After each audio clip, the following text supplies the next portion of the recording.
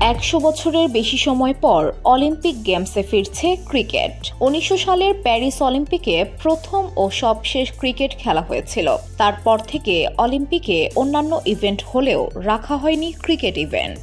দীর্ঘ 125 বছর পর অলিম্পিকে ফিরেছে ক্রিকেট।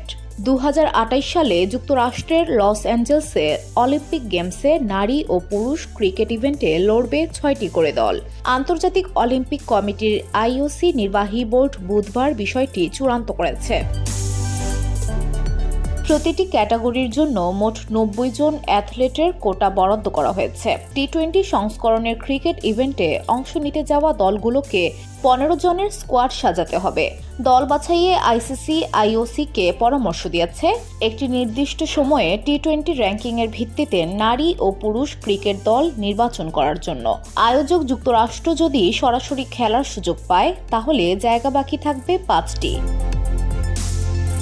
তাছাড়া ওয়েস্ট ইন্ডিজের প্রতিনিধিত্ব কারা করবে সেটা নিয়েও প্রশ্ন রয়েছে। ক্যারিবিয়ান দ্বীপগুলো কমনওয়েলথ গেমসের মতো অলিম্পিক গেমসেও পৃথক দেশ হিসেবে অংশ নেয়।